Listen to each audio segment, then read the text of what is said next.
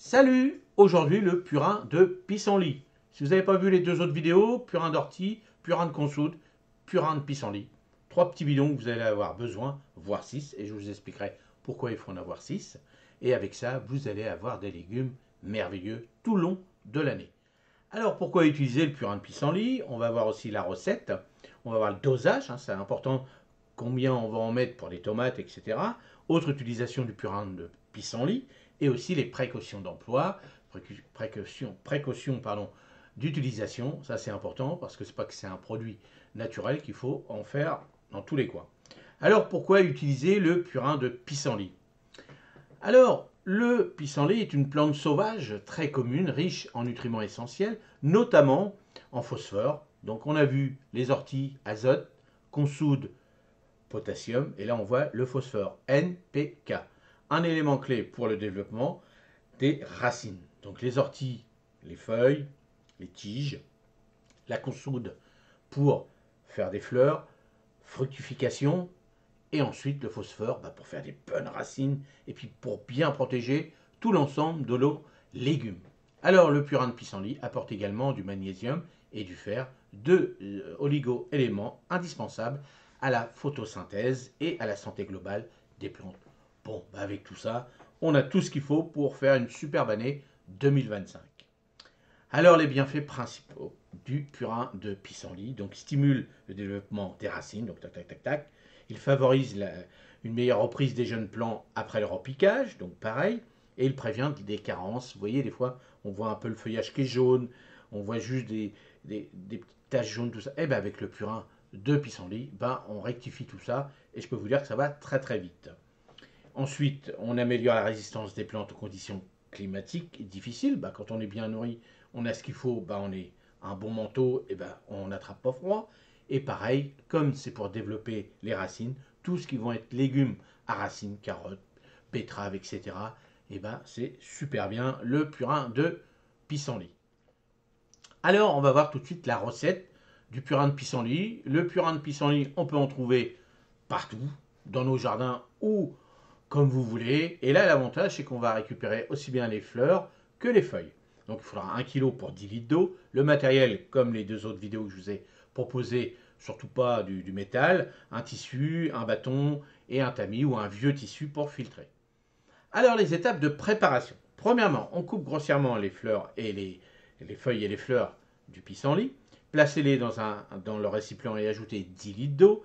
Couvrez avec un tissu pour laisser passer l'air tout en évitant aux insectes de tomber dedans. Moi, ce que je vous dis à chaque fois, soit vous fermez complètement, et là vous allez remuer peut-être 2 fois même par jour, parce qu'il faut de l'air. Tout ça pour la macération, surtout pour la fermentation, il faut que ça ait de l'air dedans. Donc soit vous fermez, soit vous mettez un petit filet, donc les petits filets anti-insectes, ça marche très très bien aussi. Et on remue tous les jours pour bien activer la fermentation. On laisse fermenter entre 7 et 10 jours en fonction de la température. La température, comme d'habitude, je vous ai toujours dit, 18 degrés. En dessous de 15, c'est lent. Au-dessus de 25, c'est trop. Donc 18, c'est bien. Vous regardez jusqu'à temps que ça ne mousse plus et que ça dégage une forte odeur. La plupart des purins, eux, sentent. Il faut qu'ils sentent pour dire « Ah, ça y est, c'est prêt ». Alors on filtre le purin et conservez-le dans des bidons hermétiques comme d'habitude. Et astuce, tu peux également ajouter quelques feuilles de consoude pour éviter que ça pue, que ça sente mauvais. Et puis aussi surtout pour enrichir davantage le purin en potassium. Les feuilles de consoude, c'est ce que ça fait. Potassium, fruits, et puis fleurs et fruits. Donc moi, ce que je vous donne comme petite astuce, ce que je fais pour éviter de mettre tout ça directement dans l'eau, je mets ça avec un petit filet de pommes de terre. Comme ça va filtrer déjà presque 3/4 de ce qu'on a besoin. Et c'est pour ça que tout à l'heure, je vous ai dit 3 bouteilles alors je dis 3 bouteilles, soit 5 litres ou d'1 litre ou de 20 litres, comme vous voulez, ça dépend de la grosseur de votre potager. Mais je dis toujours 2 bouteilles. Alors une bouteille qui va être filtrée simplement en enlevant, alors moi ce que je fais avec mon filet de pommes de terre, je tasse, je tapote avec mon bâton, et puis hop, je replonge, je remets, vous voyez, je brasse bien tout ça. Bon, après l'avantage, c'est que ce filet-là, vous allez pouvoir, quand vous allez le remettre dans vos bidons, donc il n'y aura pas normalement de bâtons, de feuilles, quand vous utilisez des tiges un peu plus grosses. Bon, pour le pissenlit, ça va, c'est pas méchant, mais ça va bien filtrer, ça ne vous fera pas des gros morceaux, que là vous pourrez utiliser directement quand vous allez arroser à l'arrosoir. pas avec la pomme, mais simplement au goulot directement. Et là, vous pourrez, au lieu de passer des heures et des heures, parce que c'est assez long quand même quand on fait des grosses quantités avec un chiffon, où là, vous allez mettre votre préparation sur votre chiffon et ça va s'égoutter tout doucement. Et là, ça servira surtout quand on va pulvériser ou si vraiment vous avez besoin de la pomme d'arrosoir pour éviter que ça bouche directement. Donc faites 2 bouteilles, vous verrez que ça va aller plus vite. Et puis c'est exactement la même chose. Et même si quand vous allez arroser au goulot, vous avez quelques petits morceaux qui tombent, c'est pas très très grave. Alors faut pas que ce soit non plus des quantités industrielles, mais si c'est quelques feuilles, c'est pas grave du tout. Alors le dosage. Donc on va voir le dosage pour une partie des légumes. Donc le purin de pissenlit dilué pour éviter les brûlures des racines et des jeunes plants. On va voir le dosage ensemble. Comme tous les purins, il faut faire attention. Donc là, ça va être 0,5 de purin de pissenlit pour 10 litres d'eau. Dilution à 5%. Les autres, c'est 1 litre, l'ortie par exemple. Et là, on mettra 0,5. Et avec tout ça, on va faire dilution 1 litre de purin de pissenlit dilué pour 1 mètre carré. Donc vous prenez 1 litre, si vous avez 10 mètres, vous prenez 10 litres, un arrosoir pratiquement, 10 mètres carrés avec. Fréquence tous les 20 jours en début de culture pour favoriser l'enracinement. Donc vous voyez, là, on pourra le mettre avec le purin d'ortie.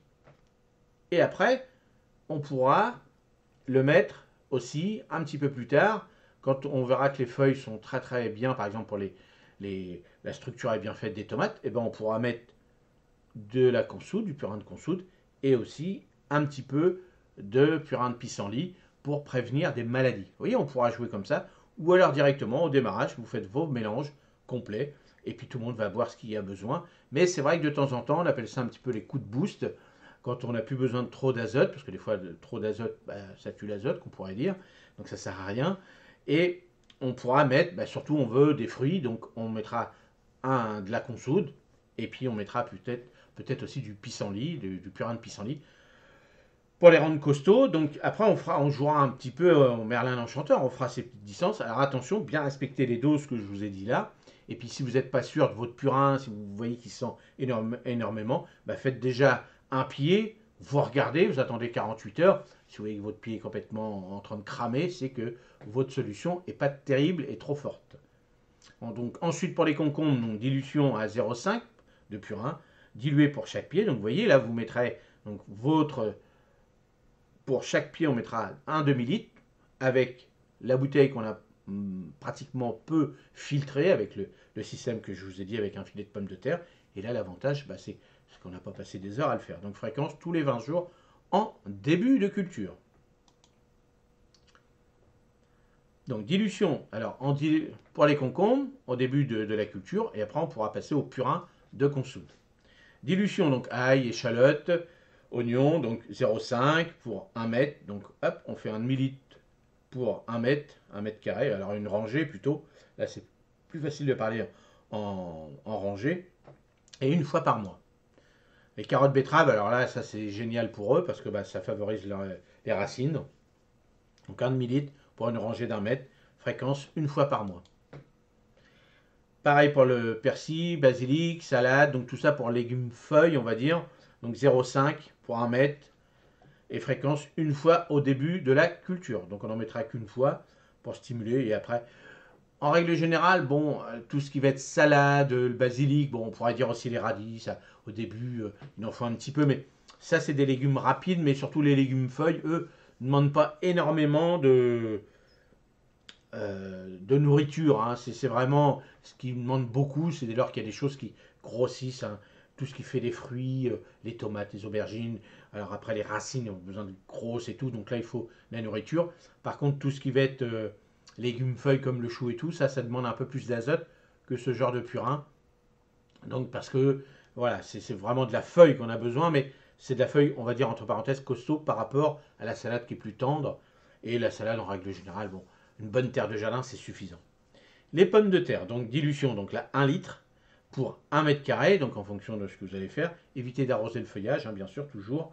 Et la fréquence tous les 20 jours après la levée des plants. Donc, vous voyez, une fois que c'est levé, là, vous arrosez. Il ne faut pas arroser tout de suite, parce que des fois, on peut se dire, on va en mettre avant, pour que ça rentre dedans, et là, on le fera au moment où ça lève. Alors, autre utilisation du purin de pissenlit.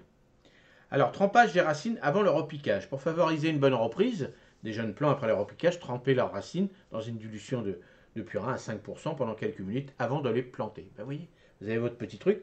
Donc là, vous pouvez utiliser dans le purin que vous n'avez pas trop filtré. Ça vous fait gagner du temps.